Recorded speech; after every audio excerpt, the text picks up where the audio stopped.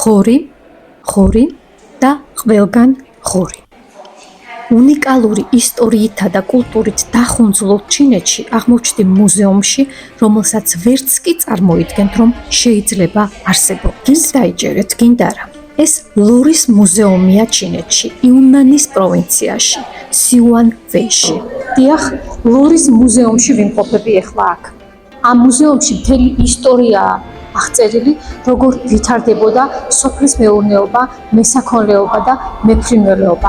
ამიტომაც თითქმის მუზეუმში ჭარბობს ყველგან ღორის გამოსახულება. ახლა კი ვნახოთ რა ხდება აქ და რატომ გაუხსნეს ლორს მუზეუმი. სიუანვეის ლორი არის მშრალად დამუშავებული ლორი და მას 250 წლიანი ისტორია გააჩნია. 1909 წელს ის პირველად მასობრივად იქნა წარმოებული და საკმაოდ პოპულარობაც მოიპოვა.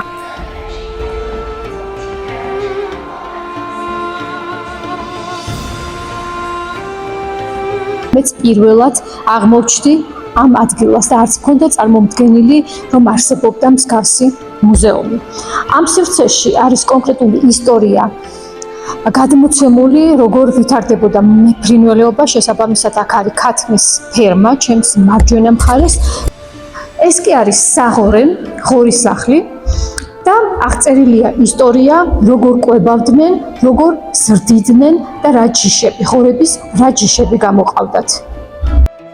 სიუანვეის ლორი მაღალი რეპუტაციით სარგებლობს როგორც საერთაშორისო, ასევე ადგილობრივ დონეზე, რადგანაც ის ჩინეთში ლორის ცნობილი სახეობაა.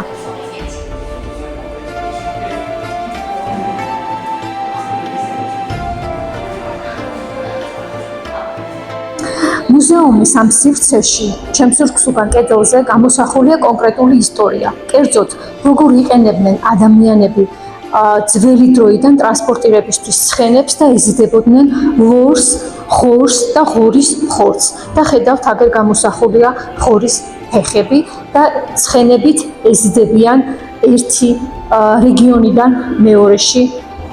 ლაოფუს ოჯახის ლორის კულტურის მუზეუმს საკმაოდ დიდი დატვირთვა გააჩნია. ასევე აქ წარმოდგენილია მსოფლიოში ცნობილი სხვადასხვა სახეობის ლორი. მათ შორის არის ესპანეთის იბერიული ლორი და იტალიური პარმას ლორი. სიუანვეის ლორი, რომელსაც ახლა კადრში ხედავთ, არის მშრალად დამუშავებული ლორი და მას 250 წლიანი ისტორია გააჩნია. აქ არაერთი დარბაზია ლორის თემაზე, რომელიც სხვადასხვა ისტორიას გადმოსცემს. მაგალითად, ერთ-ერთია მემკვიდრეობისა და დახვეწილი ოსტატობის საუკუნე.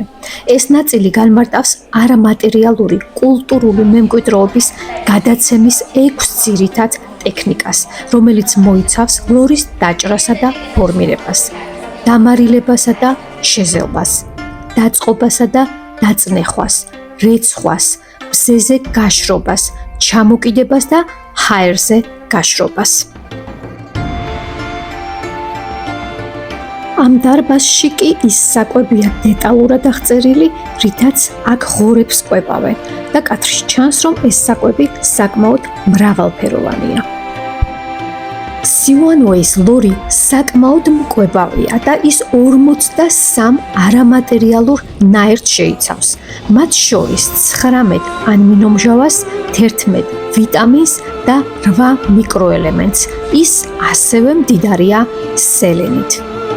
1915 წელს სიუანვეის ლორმა პანამის საერთაშორისო გამოფენაზე ოქროს მედალი მოიპოვა.